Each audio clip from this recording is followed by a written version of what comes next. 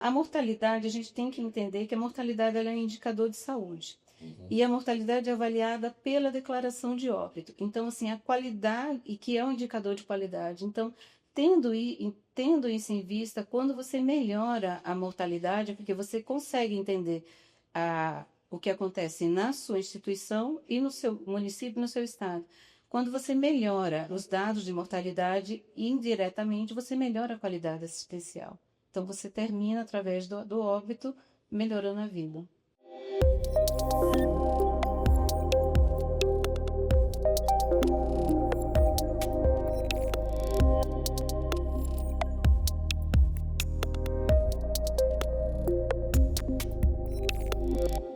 Bom dia, boa tarde, boa semana. Nós estamos aqui novamente no estúdio do CHS. Nós vamos conversar aqui com a doutora Isabelle Cunha Lee. Bom dia. Bom dia. As comissões de revisão de óbito elas se tornaram obrigatórias em 2017, através de uma resolução do CREMESP. E todas as unidades de saúde, hospital e UPA, unidade de pronto atendimento, têm a obrigatoriedade de ter essa comissão. E essa comissão ela faz um levantamento e uma revisão de todos os óbitos obtidos na instituição. É um trabalho que a gente faz aqui, que é tentar diminuir, esses são considerados códigos inválidos para codificação da causa básica de óbito. Então, são códigos que a gente chama de códigos garbage, código lixo, e a gente precisa refazer uma recodificação epidemiológica. A declaração de óbito, uma vez emitida, é um documento que ele não se muda. Isso aí só com ordem judicial.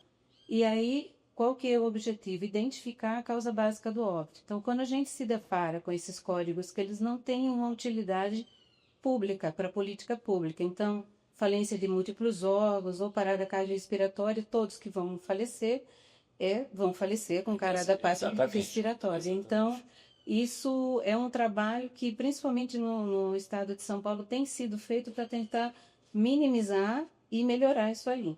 E para que serve a definição correta do óbito?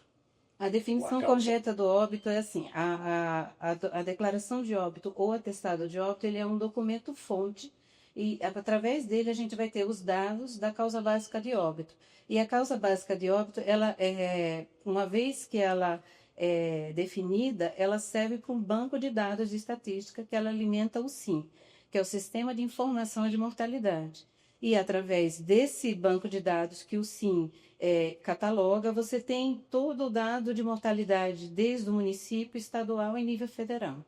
Existem tipos de óbito a serem preenchidos ou essa definição é meio genérica? Não. A declaração de óbito é um documento nacional. Sim. Né? Ele é um documento controlado, numerado. Ele não pode ser adulterado, tanto que se há falhas, ele deve ser comunicado para o fornecedor. Mas na definição do óbito, tem alguma especificação? Não, isso é um ato médico. Então, você vai fazer a cascata de eventos que levaram ao óbito. Então, assim, você vai colocar a causa básica do óbito. Ele obedece a uma regra de preenchimento, ela deve estar na última linha, ela não precisa... você não pode pular linha, mas ela tem que estar na última linha da declaração de óbito, né? E ali você vai subindo com as causas intermediárias até chegar ao final, né? Então, assim, numa causa, você pode colocar numa causa de óbito mais abrangente na primeira linha, desde que siga a cascata de evento e tenha uma cronologia óbita, uma cronologia lógica, desculpa. Então, assim, quando você lê uma declaração de óbito, você lê, vamos supor, devido a. Então, vão ver as causas finais, as causas intermediárias e, por última, na última linha, é a causa básica, que para a gente é a mais importante, porque é ela que vai permitir a codificação. Vamos pegar um exemplo que por enquanto está fora do nosso país, mas eu ainda acho que vai chegar aqui, que é o ressurgimento do sarampo que está acontecendo nos Estados Unidos. Digamos que a gente tivesse um caso aqui no Brasil. Certo. vai estar escrito lá, morreu, quer dizer, óbito devido ao sarampo, ou Sim, como... sim. Mas tem alguma coisa anterior a isso? Aí vai depender de como foi o desdobramento desse óbito. Então, assim, o sarampo levou a uma. Vamos supor que o sarampo debilitou e ele causou um problema pulmonar. Então, vamos supor que seja um adulto que teve o sarampo, ele teve uma infecção pulmonar porque ficou debilitado com a doença e ele vai para uma insuficiência respiratória. Então, você pode fazer uma cascata de eventos dessa forma. Mas aí, como o sarampo precisa notificar, a gente tem parceria com o Núcleo de Vigilância Ah, porque Epidemiológica. daí tem a E notificação que aí a aconteceu o primeiro gente caso. chama, aliás, geralmente a vigilância também já está a par, Ah, e aí a gente tem esse trabalho em conjunto e eles fazem a verificação da notificação. Isso também em casos de Covid, agora está muito comum casos de dengue.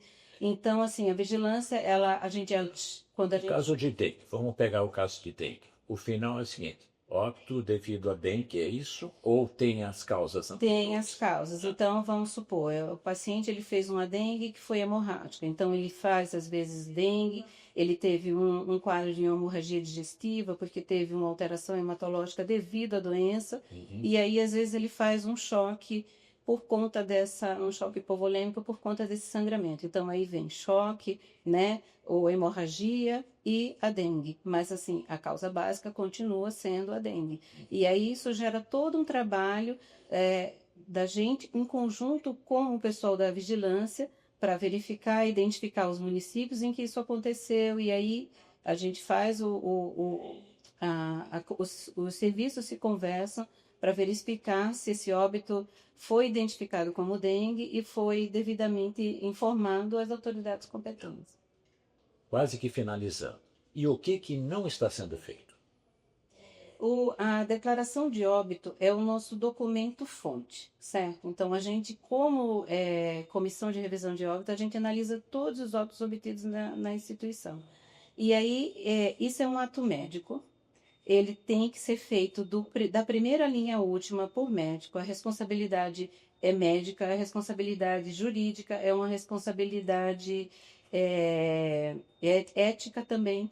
Então, assim, esse é um tema muito pouco abordado na graduação médica. Então, muitas vezes, os residentes eles vêm sem essa norma. Quando você emite um atestado, você pode fazer um atestado de saúde que aquela pessoa está apta a praticar uma atividade física. Você faz um atestado de doença que ela tem que se afastar do trabalho pela doença. E o atestado de óbito também tem regras.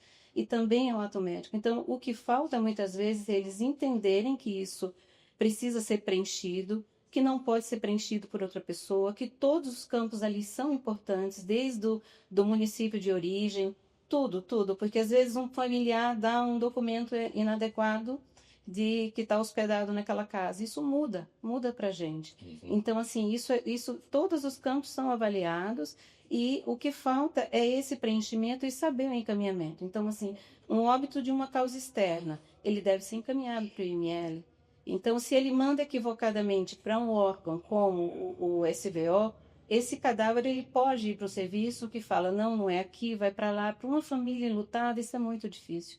Então, a gente está sempre fazendo esse papel educativo para que essas coisas não aconteçam. Esse trabalho educativo foi a palestra que a senhora fez, a questão de 2 semanas? Foi, fizemos uma palestra faz 2 semanas, porque a gente é um hospital-escola. Sim. E a gente convidou, né? O tema é tão importante que a gente convidou o pessoal do Premestro, veio o presidente do Premestro, o doutor Ângelo Wagner, vieram inclusive 2 colegas médicos que foram coautores desse livro de Manual de Revisão de Óbito, e para fazer essa palestra. A gente fez uma palestra em parceria até com a equipe de ética médica da prefeitura, então o público-alvo inicial era a equipe do conjunto e os médicos da prefeitura de Sorocaba, mas a coisa cresceu e houve um interesse maior e a gente fez um evento gratuito e convidamos toda a comunidade. Então, veio gente de Votorantim, vieram médicos, então realmente a palestra foi muito bem sucedida e foi um tema assim que gerou muita discussão e não foi tempo suficiente para aprofundar tudo que é necessário. Algum complemento às informações? A mortalidade, a gente tem que entender que a mortalidade ela é um indicador de saúde. e a mortalidade é avaliada pela declaração de óbito. Então, assim, a qualidade, e que é um indicador de qualidade. Então, tendo isso em vista, quando você melhora a mortalidade, é porque você consegue entender o que acontece na sua instituição e no seu município, no seu estado. Quando você melhora os dados de mortalidade, indiretamente você melhora a qualidade assistencial. Então, você termina, através do óbito, melhorando a vida. Muito bom. A gente agradece a sua atenção. Obrigada. Até o próximo. Muito obrigado. Com as palavras finais da doutora. E eu espero que as pessoas, os médicos principalmente, os recém-formados, entendam a importância desse documento.